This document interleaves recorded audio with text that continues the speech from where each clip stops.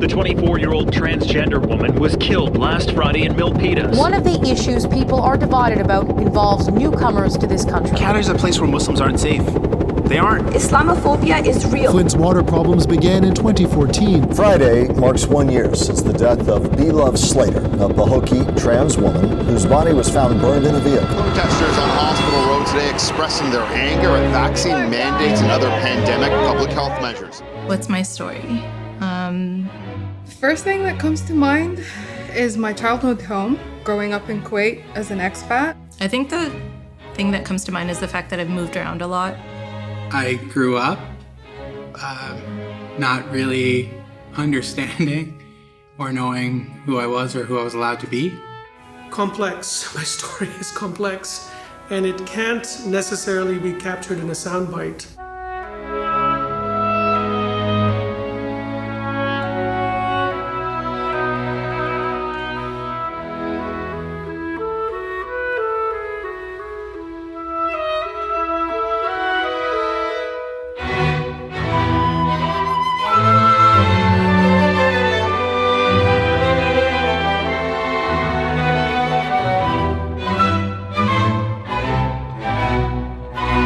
My name is Nadiya Vasdani, and I'm a family physician.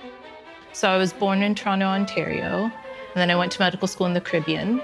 I finished my rotations all over the States, from New York to North Carolina, and then I ended my residency in Flint, Michigan. The big thing that happened in Flint while I was there was the water crisis. So there was lead in the water. I could test people like all of my colleagues. We could tell them what to do, what not to do, foods to eat to help. But that was about it. That's all that we were significant for. Like, no one was going to listen to us in any way. Will you treat me as a person? Will you treat me as a person?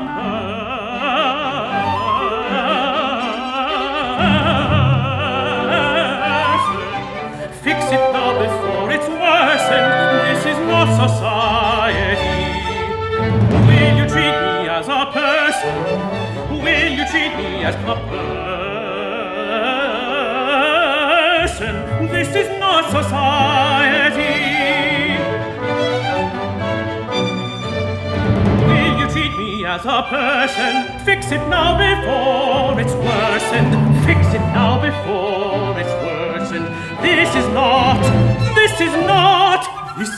society.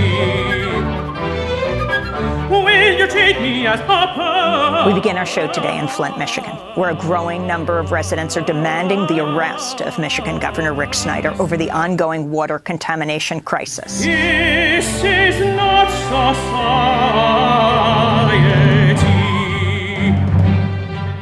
When I think back, I started residency in 2013, and then in April 2014, they announced that they were going to switch the water source to the Flint River. This was, of course, the same reason that the government does anything, to save money. For the state, for the state, for the state, you say improving. For the state, for the state, for the state. Families, people, you're excluding.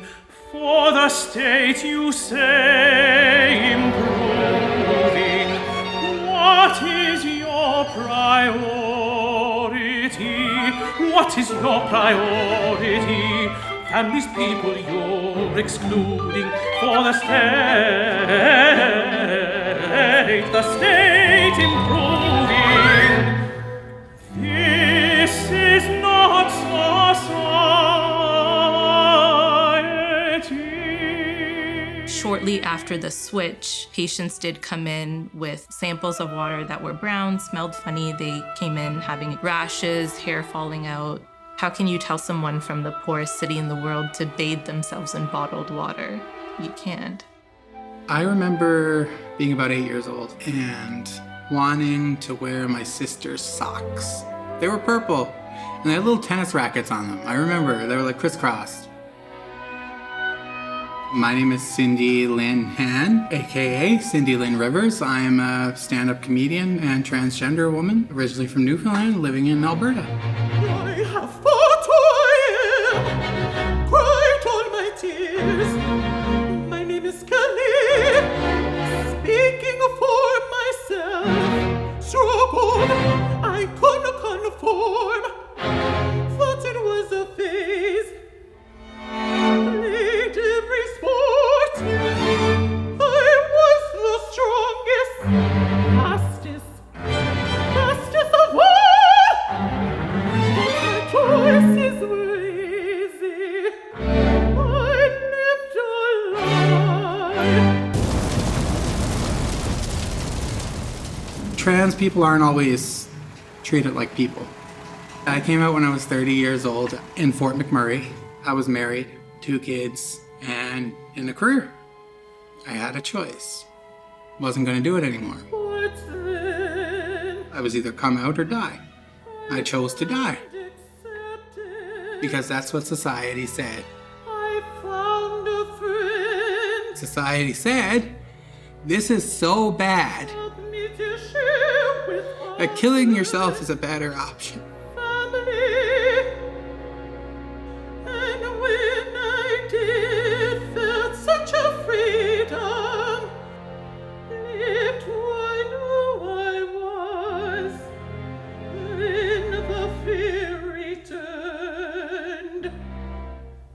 Then I didn't.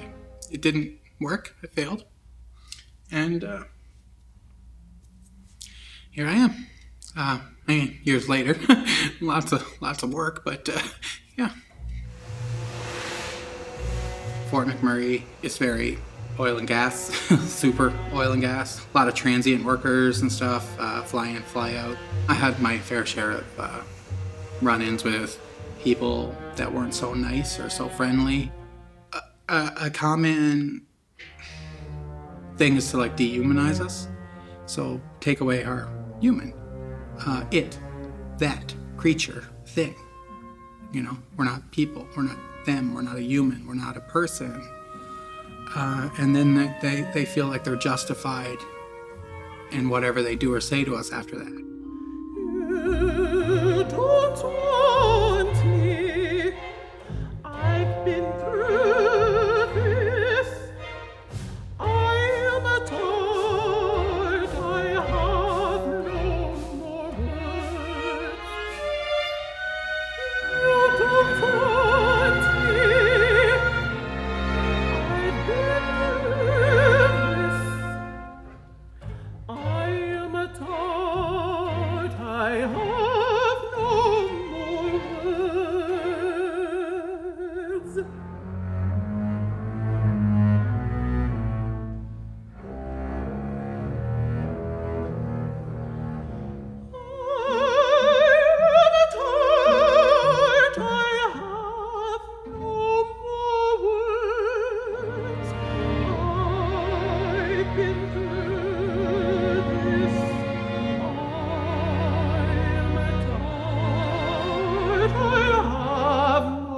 more words.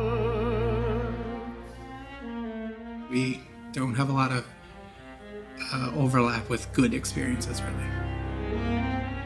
We've been through this, it's just who I am.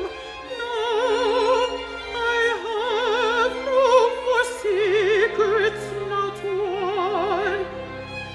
No, no, no, I have no more secrets, not one.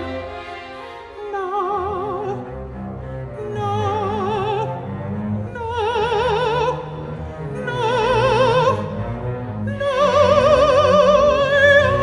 have no more secrets, not one. So yeah, I was sexually assaulted 3 times since I've been out. And the common theme is just that. We're creatures, just not people. Don't want me. I've been through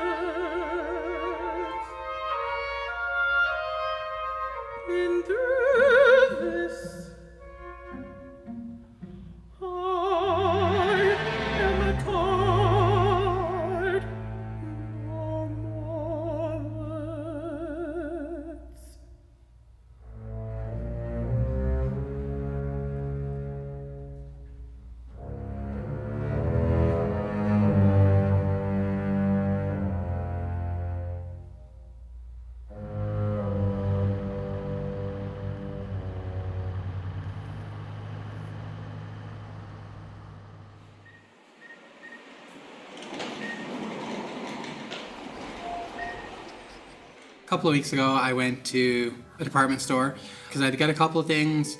And while I was in there, I had to pee. So I couldn't really hold it. I had to go to the washroom. So I was like, that's it, whatever. I barely ever do this. I need to go to the washroom. So I was in the department store and I was going to the washroom. I went to the washroom. As soon as I got out, there's this guy standing right there and he's just staring at me. And I was like, oh, excuse me. I tried to shimmy around him. And he's like, what are you doing? And I'm like, going over there. And he's like, no, what are you doing in there? I'm like, oh, good question. Peeing. Because humor is my direction. And he's like, my daughter's in there. And without any sort of other prompt or warning, I just didn't even know what happened at first. I was literally just I felt like something hit me in the back of the head almost, but it was the side of the head and my face. Everything kind of just went black and dark, and I was just like in a daze trying to figure out what happened. And then another one. I don't even know how to explain it. I was like completely confused. The daughter, I assume, young girl came out of the bathroom and they took off.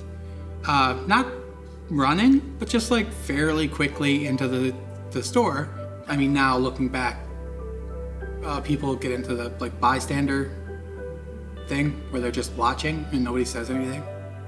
I saw some people just looking at me, just like kind of staring down, and I just jumped up and ran out, got in my car and just bawled my eyes out for a while. And it was weird, my face hurt, and I had a black eye, developed pretty quickly. I went home, I talked to some people and some options about calling police even, but that also becomes difficult for a whole heap of other reasons for people in my community. And I started having a lot of trouble sleeping. My concussion and my face hurt. It did. It did. It didn't hurt as much as the first couple of weeks being not realizing how afraid I was. So when I needed to get some things, and I first of all, I just, autopilot, not thinking, I park the car, and I look out, and I'm like, maybe a different location, same store. I'm like, oh no, I can't go in there. And then I have a panic attack in the parking lot, right? So then I move, because I'm gonna go to a different store, because I still need things. And then I walk in, and then somebody comes out of the bathroom, and it's a guy.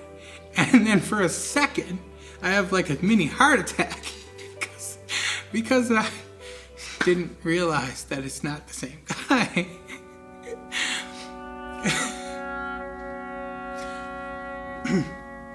That was difficult. Concussion hurt, I hurt. Losing that part of my confidence and that ability and freedom in my life to be able to go to a store, that was difficult.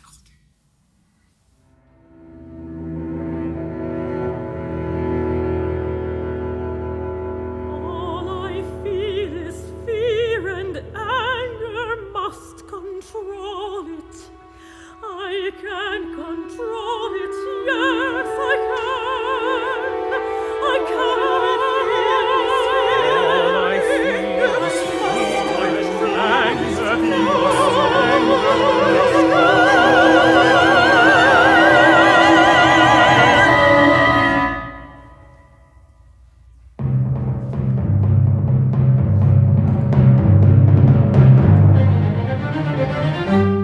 My name is Zulfikar Hirji, and I'm a historian, anthropologist.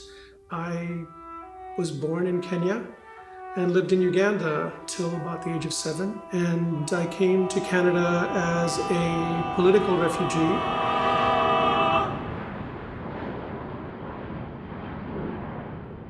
When we arrived in Canada, winter was setting in. We received a coat each at the airport from this fantastic group of volunteers. And we were placed in a hotel called the Tropicana Motor Inn, which still is there in downtown Vancouver on Robson Street. And it's my first place of residence. And all of us refugees were kind of placed in that motel. It was tough. It was really tough, I think.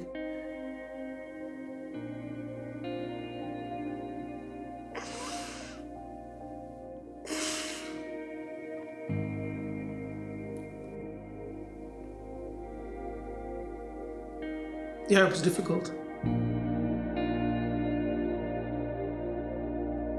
When we came to Canada in 1972, I don't think there was a vocabulary that we have today to speak about identity, especially because I grew up in a small suburb in Vancouver. It was a pretty white place, and I think I only realized that once someone started identifying me as not white, and that sort of identity became so fixed in my mind that I didn't look like the people around me at school, and I didn't speak the same languages. And so I think all of a sudden you realize that you're quite significantly different from the people around you, and you have a different way of seeing the world than they do. And I think that's when you start to sort of question what your identity is. There was a time when I was growing up when I just kind of wanted to creep out of my own skin because I wanted to fit in, be all like all the other kids. And it wasn't an easy call to do that because you were reminded that you were different at school. And when you went home, your parents always told you, oh, you are different, your values are different, your religion is different, what you eat is different. Like all kids from immigrant backgrounds, you're kind of living these 2 or 3 different realities at the same time and just trying to be a kid normally, trying to fit in.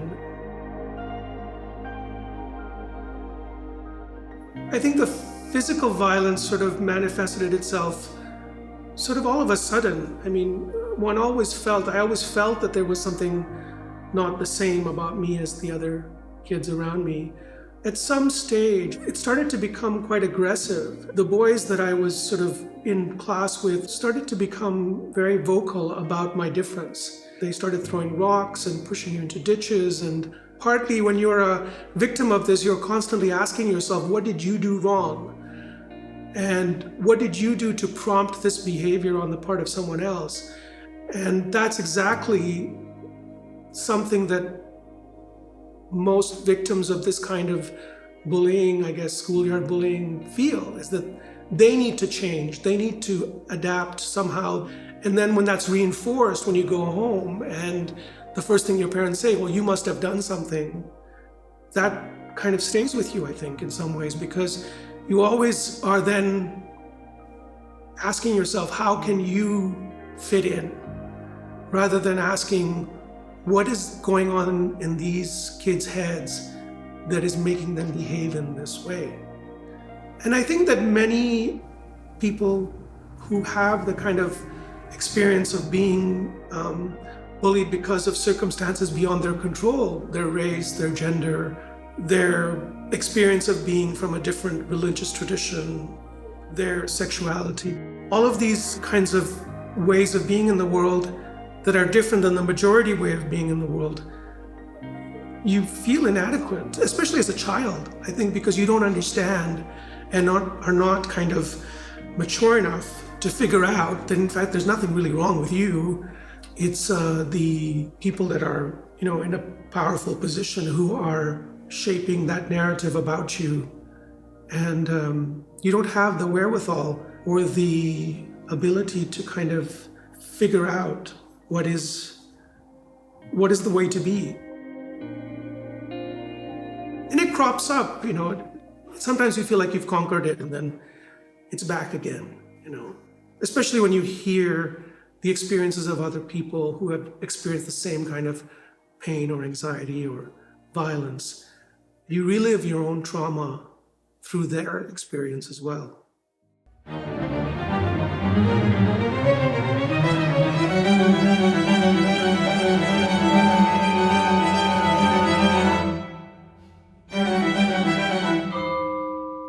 What is it to be an immigrant? What is it to be a political refugee? What is it to be an asylum seeker?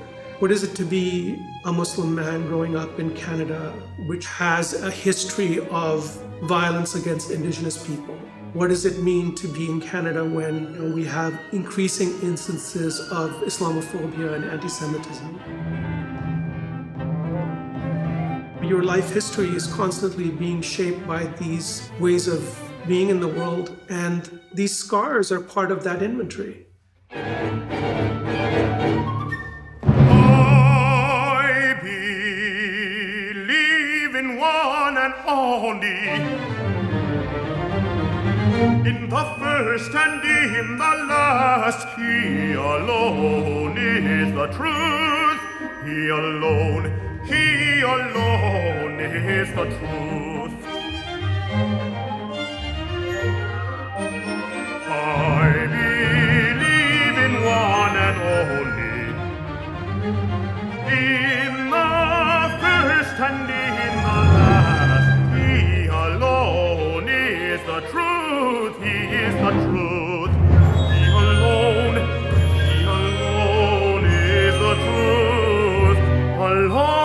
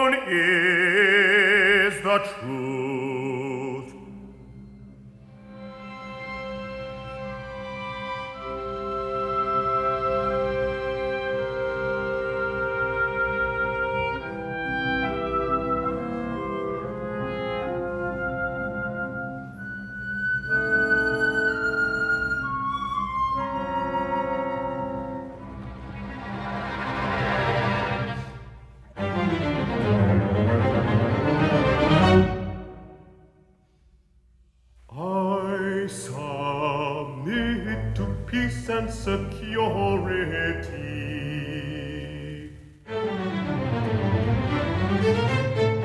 and by living my life to his will, he is pure and none but him. He is pure and none but him.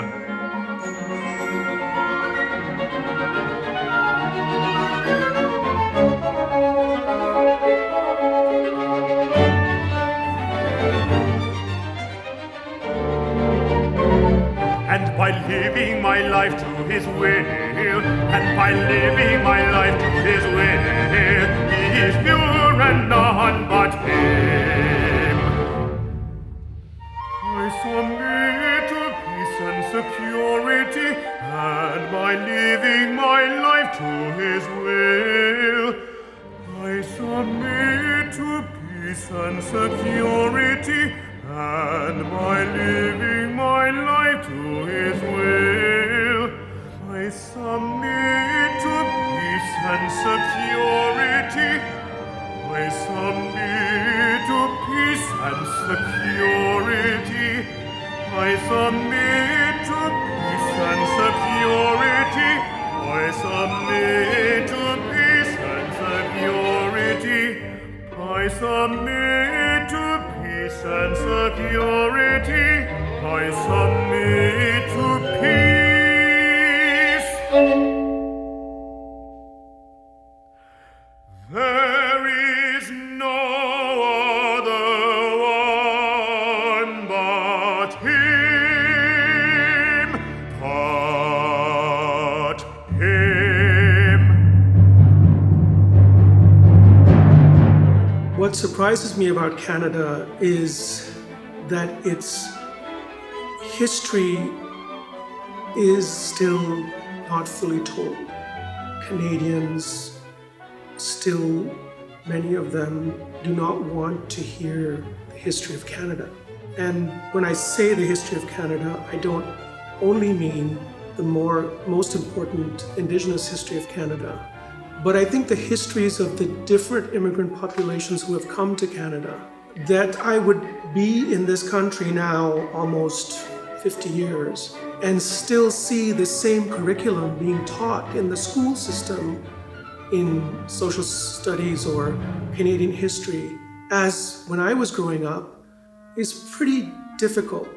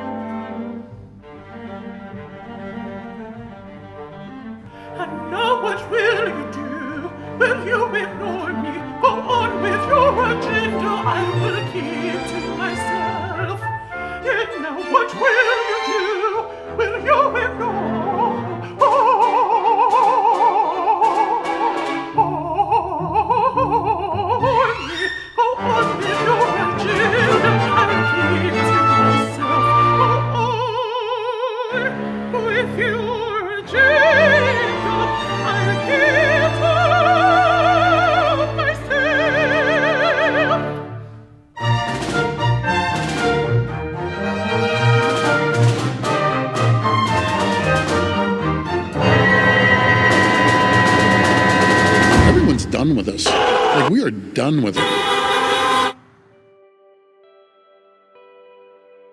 Anytime we give advice for a public health crisis, for a water crisis, which is a public health crisis, it's always focusing on preventative measures. And what always puzzles me is the fact that the preventative measures are actually going to save the government money. It's actually more expensive when you ignore all the prevention and then have to pay for all the damages later. I can't understand why this habit keeps happening. I think the trend is that same feeling of having dismissal of facts, invalidation of the advice that all the doctors are giving them. In Ontario with COVID, doctors since the beginning of all of this, we've been advocating for safer workplaces, paid sick days. We feel like you're kind of being gaslit in a way. We begin tonight with the frontline healthcare heroes who were met with nationwide protests at hospitals, the very sites where they have been helping to save lives during this pandemic. This 87-year-old and her daughter needed a police escort to get through the crowd for treatment. You're standing outside a place where people are supposed to be healing, and they're looking out the window saying like, oh, I can't wait to, get out. That's their thought process at that time. And that's what they're hearing. That's what they're looking at. It was just very, very poor taste. Behind us is sacred ground. This is a place where people come to get healed, where people are sick, and where professionals like myself and the nurses I work with deserve to be treated with respect and not intimidated or harassed. I was naive when I was in America, thinking that I would never experience something like this. I'm a little disappointed in myself in the fact that when I came to Canada, I was like, oh, like that was it. That was my experience. I'll never go through anything like this again. And then having that same feeling of being dismissed, being invalidated is coming up just in a different way. And it can be really frustrating. But I think that each time you get more and more confident with speaking up and standing up, so that's felt good.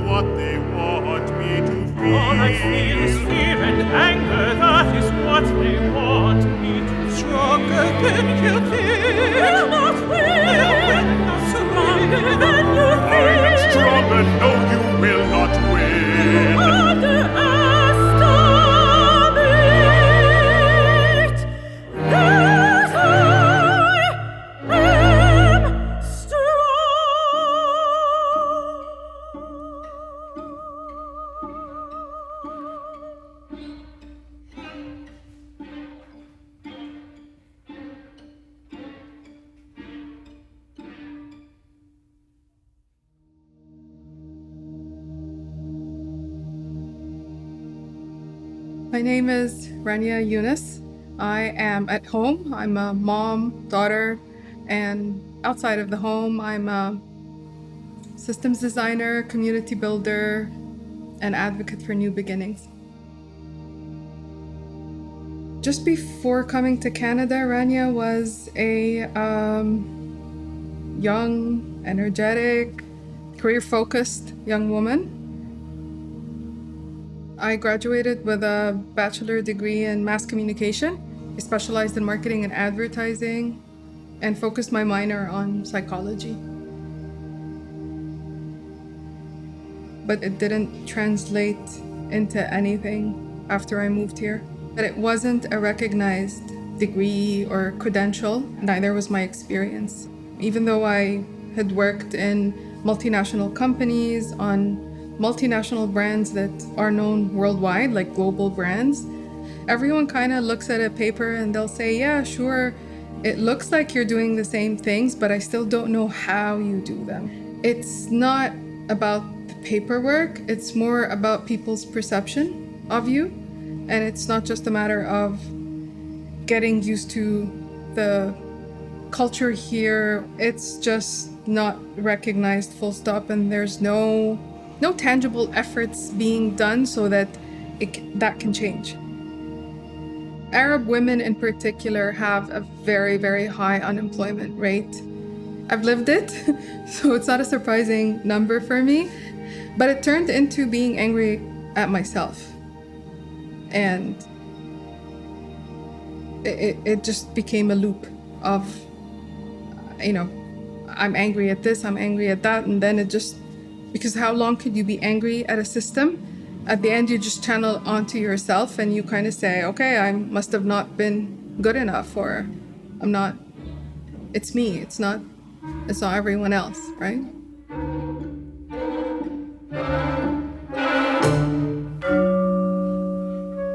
In the ideal Canada, or the ideal person I thought I would be coming to Canada, is a person who is very comfortable and confident with who they are, that I would have the freedom to be who I am. Doesn't matter how different I would have been to everyone else around me. I thought that, it was going to be much easier being different and being comfortable being different.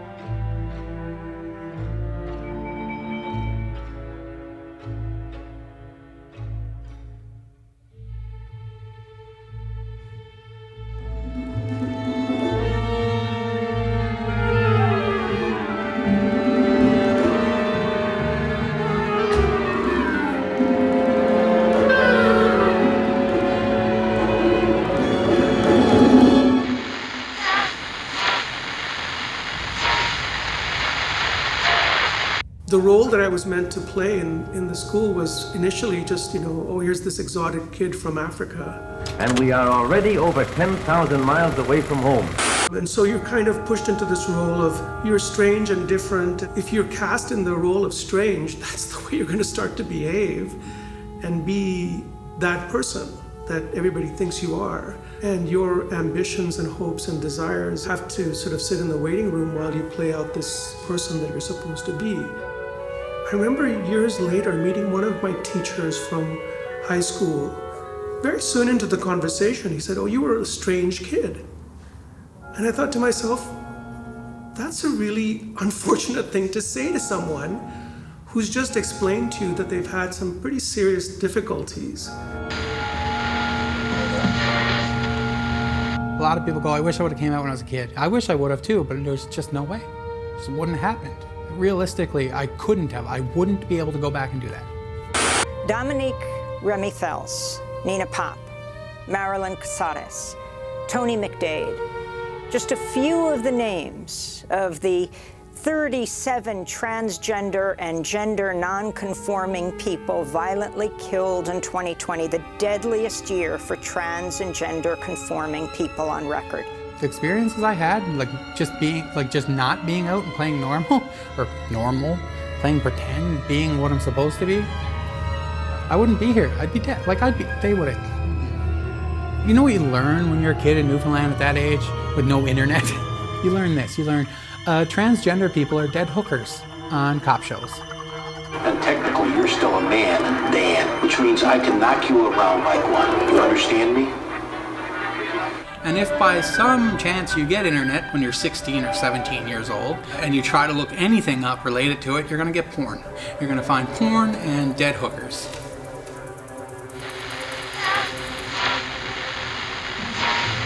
Today, there's around 1 million Arabs in Canada.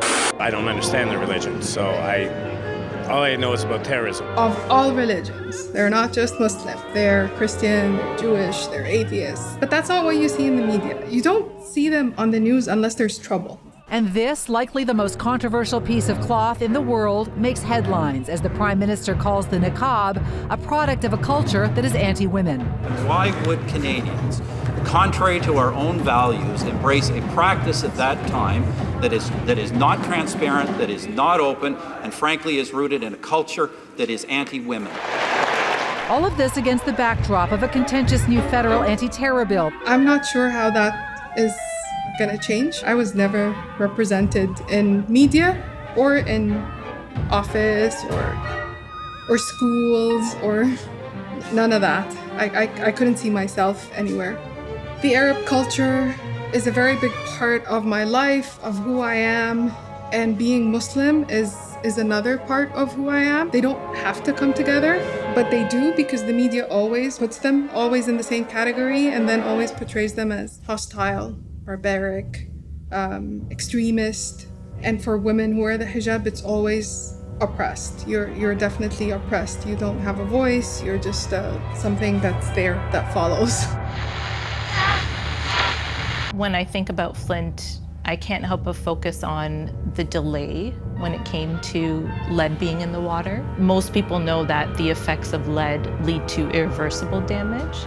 That's why the delay bothers me so much, because just saying that there's lead in a few parts of the population should have been enough. It's an emergency. There's the CDC, the American Academy of Pediatrics, they routinely say there is no safe level of leads. Everyone was trying their best to show them that there is lead in the water, but the fact that they just kept getting dismissed, you're just in this stuck waiting game. You have this feeling of dread because you know while you're waiting, all these negative effects are happening, and there's nothing that you can do about it. All I feel is fear and anger.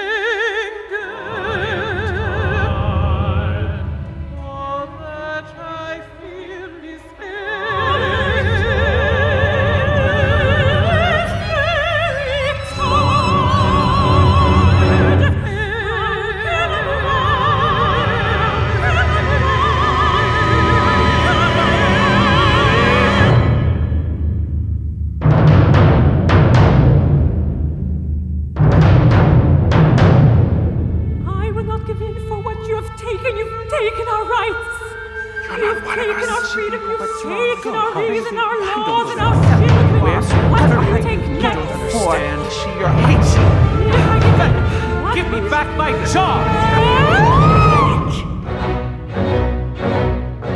Does this make you happy? Do you think that this will stop?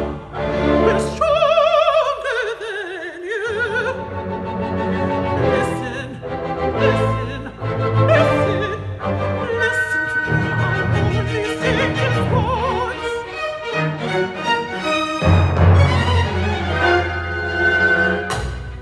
We will win, we will win, we will win.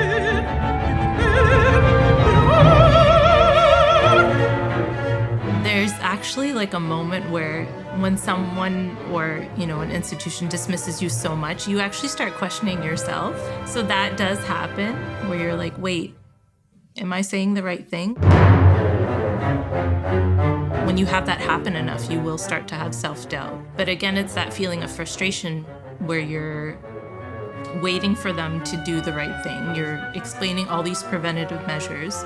And at the same time, that frustration kind of turns into dread because as you're waiting, all these negative things are happening and it's just boiling over.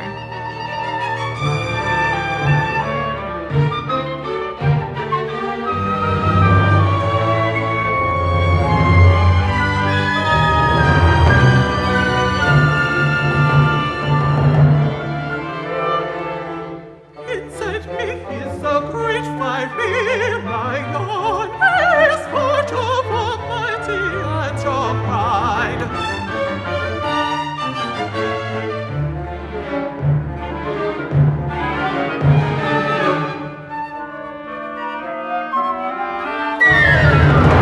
Inside me is a source of knowing what's right, and that instinct is screaming at me. Peace I bring, free from resentment. Listen, look at us, are we so different? I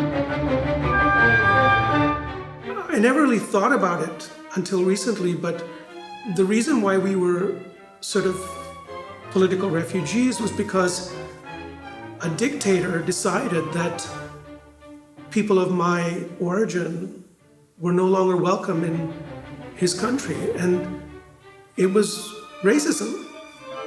But I never called it that. If you've had to move your entire livelihood, 3 generations in one country, and then you have to be sort of exiled to someplace else because a dictator decides that you are, the wrong shade of whatever, that I think leaves some kind of permanent scar on you.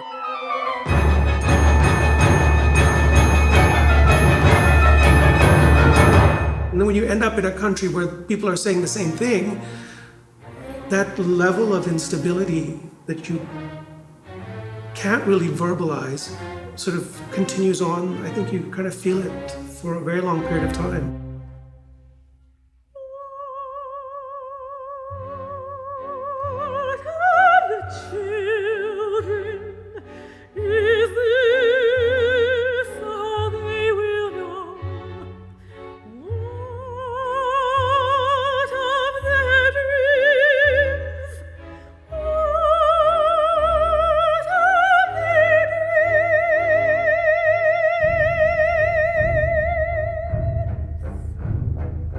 I am very active in the trans community. I mentor a lot of trans people in Canada. I work with a lot of trans activist groups. I'm a very active trans rights activist. My comedy is also very educational. So I've talked to a lot of trans people all over the country and in the US. The common themes are the same almost everywhere, unfortunately. Unfortunately, the same problems that we're having here are the problems that they're having in Edmonton, or the problems that they're having in Vancouver, or the problems they're having in Montreal, or the problems that they're having in New York.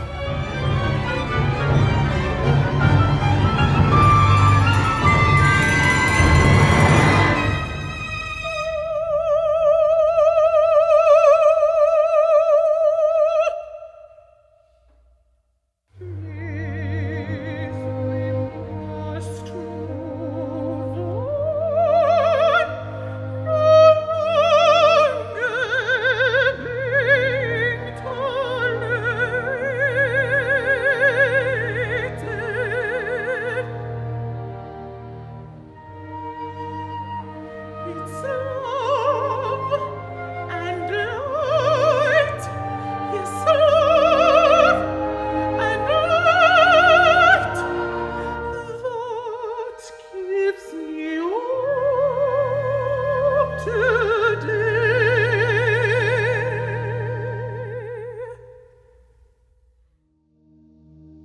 My life is interesting, I like to say. It's pretty interesting. It's been through a lot of changes lately, like over the last few years. I took a pretty sharp career change. I was in oil and gas. I used to be an operations manager for materials management. After I came out, things were forcefully made to take a change. I say that nicely. And I was jobless for a long time. I actually couldn't find work because I was hit by barriers that were hard to get over. People wouldn't hire me. But I started getting into stand-up comedy because, operations manager, oil and gas, stand-up comedy, they're very similar. It was a bucket list item that I didn't know people actually could do. I thought there was like some sort of magical thing people did to be a comedian. I didn't know. I don't know. It's like watching somebody on TV. I'm like, I don't know how they got there. They just get there. I told a friend who was a drag queen at the time that I met after I came out, and he said, "We're doing a show. Why don't you open it?" And I said, "Okay." And I did stand-up for the first time at a drag show. And people liked it. And they laughed. And they said, "Come back and do it again." So I said, "Okay." And I did it again. And they liked it. I did it again. And then I started getting booked in a bunch of different places and just kind of rolled into what I do. Well, guys, I had a new vagina installed about 2 years ago. Oh, now we're getting woos, really? Transgender with penis, not so much. Vagina, we're good. I started this joke a little while ago, and a lady on the side goes, "Does it work?" It's like, what do you mean, does it work? Like on a pipeline? Because kinda. Yeah, it does. It actually does work. It's like, it gets $3 an hour less, but yes, it works. Feminism full circle.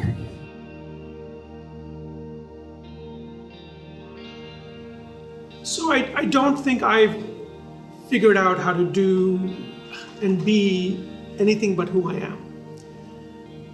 I think part of reconciling for me has been just to be myself and recognizing that there are all these different histories I carry within me and that are expressed through me.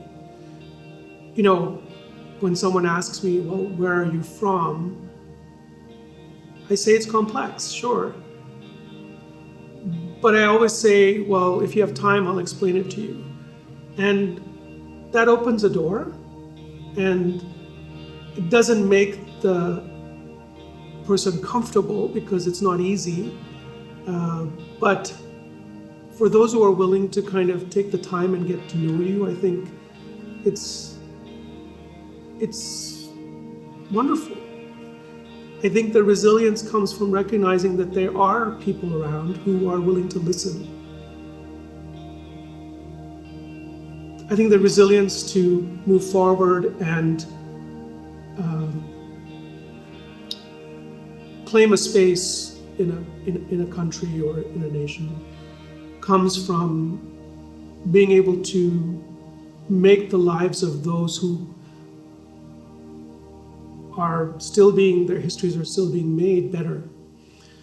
And I see lots of positive things in my classroom, in society, which give me hope. We have to be hopeful. And I think hope is the most scarce commodity in the time of hopelessness.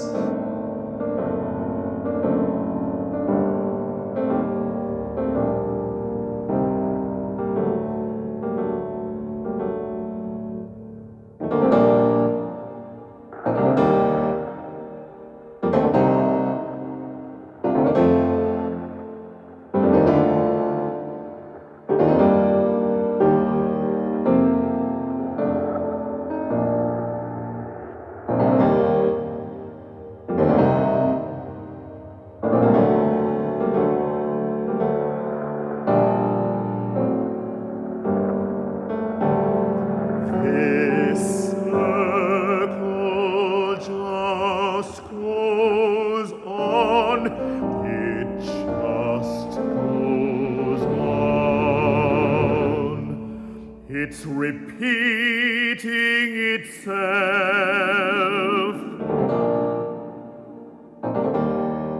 It's repeating itself. I focus my mind. All around me is God, and He centers my faith. He knows just who I am.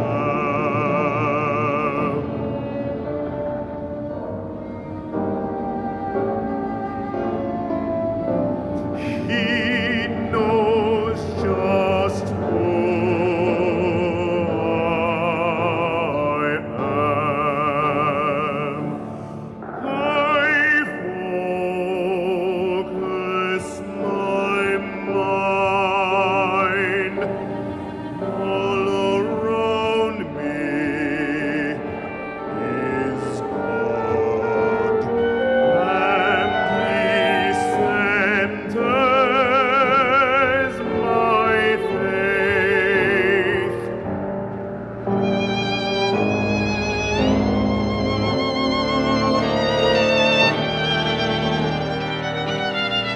He knows just who I am.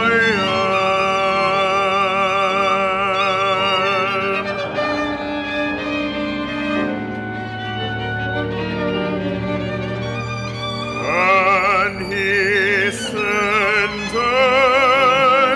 my faith.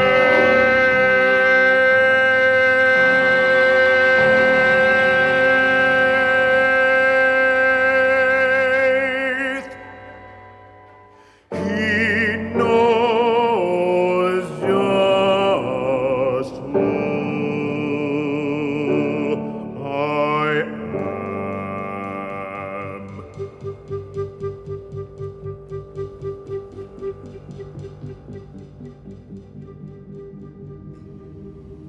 I always had it in my head at some point that I would be taking on the hijab. And I think that when I had my first daughter, it's things like that that change you.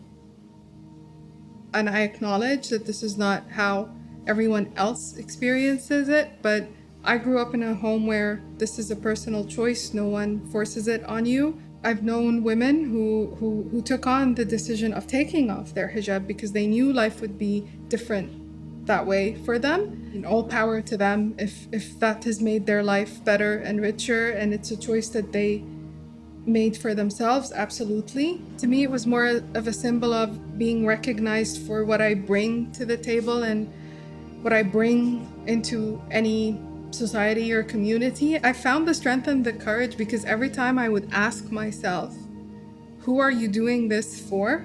And my answer to me was clear that this is something personal between myself, my beliefs, my values, and my God. That's where I always went back when I ever had doubt or I needed to give myself that courage or boost, is that who are you doing this for? And be honest with yourself. And if I'm not doing it or doing it because of people, then I've missed the mark on why I need to be doing this.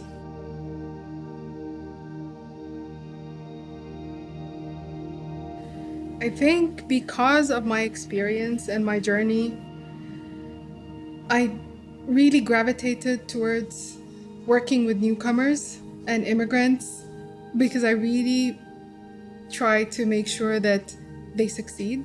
I don't want the same things that happened to me to happen to anyone ever again. And maybe if I help them succeed, then I could be at least part of that success story. Because looking back at what the Rania who came here wanted to be and where she wanted to go, and that was a big failure. So at least if I can help others succeed, then I can be part of that success.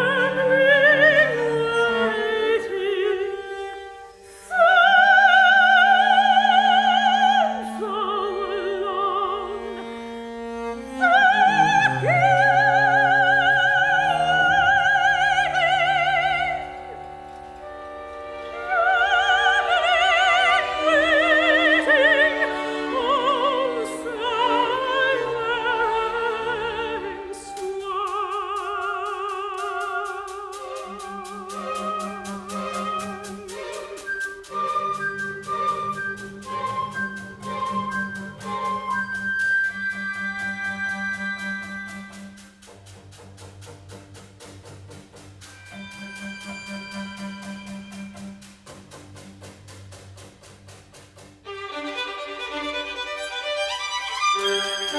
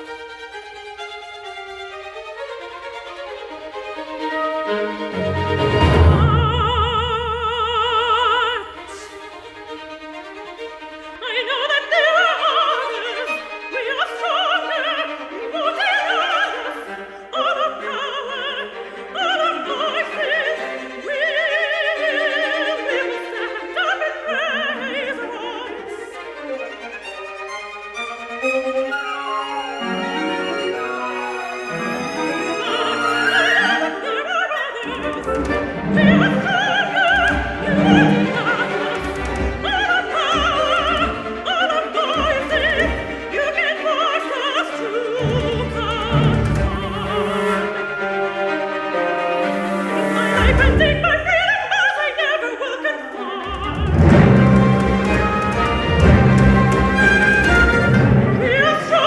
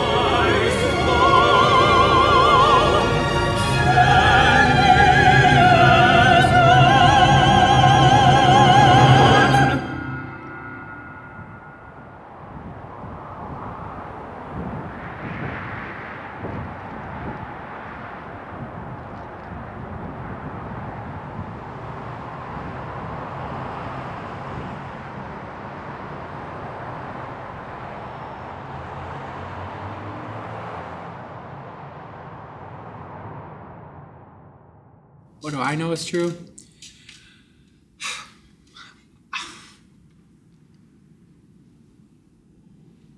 I know that trans people are real and we exist, no matter what anybody says. I know non-binary people are valid. I know there's a lot of really good cisgender people in the world, and I know there's a handful of bad ones. And I know the world's getting better, generationally speaking. Every generation, I feel like it's getting better and better. I see the schools now. I see the kids coming out, being trans in high school and stuff. Not something I could have did, which is great. And there's a lot more allies. There's programs. There's GSAs, Gay Straight Alliances. There's There's places for kids to be safe in school, for being part of the LGBTQ2S+ community. Not something I had. I mean, I'm not even that old, so it's getting better. It'll keep getting better. One day I'll return and hope to bring a spirit offering change to see my people thrive.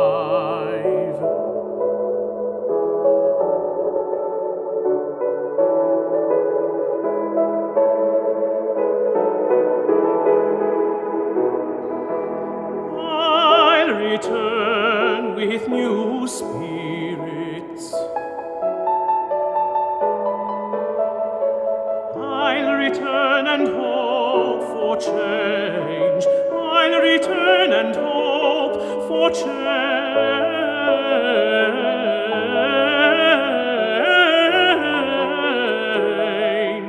And I'll see my people thrive, hope for change.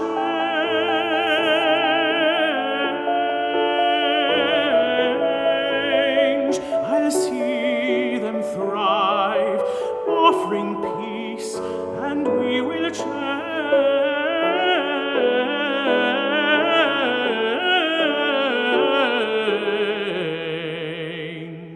I will see my people change.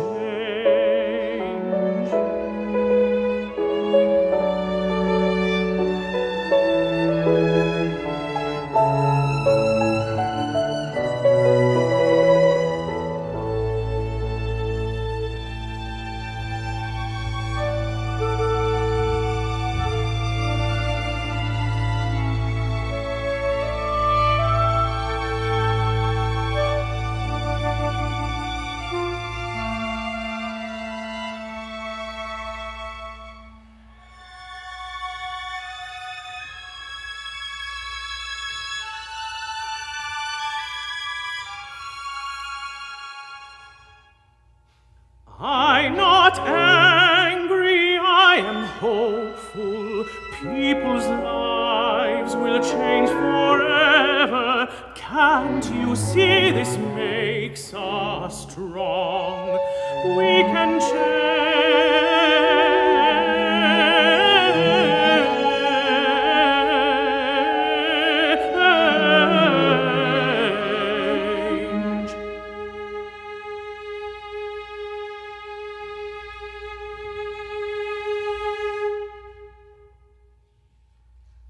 We are different yet the same.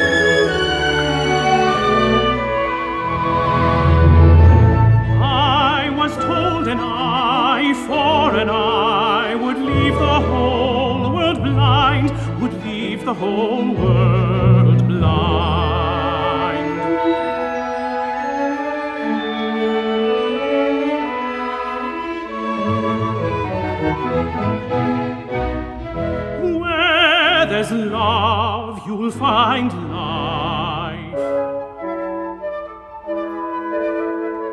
Then we start to work together. We are different yet the same.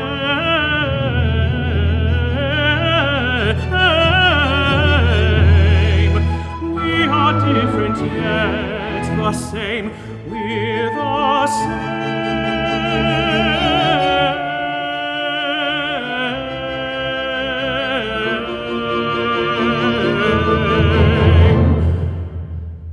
Where there's love, you will find life.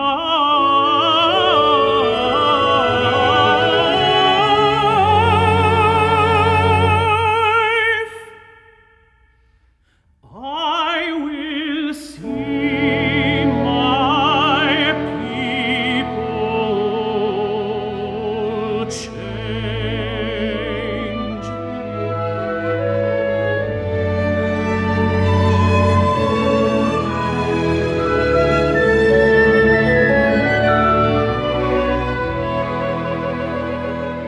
I think what comforts me during challenges is the camaraderie that I felt. There's something about when you're in it together with a bunch of other people, you feel supported, you feel a lot more motivated.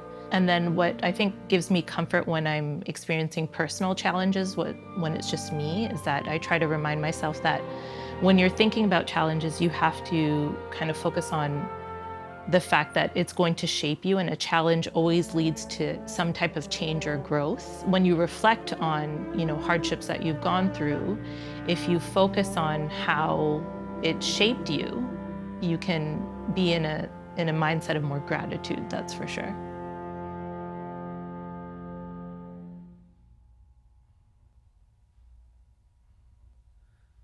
As still as the morn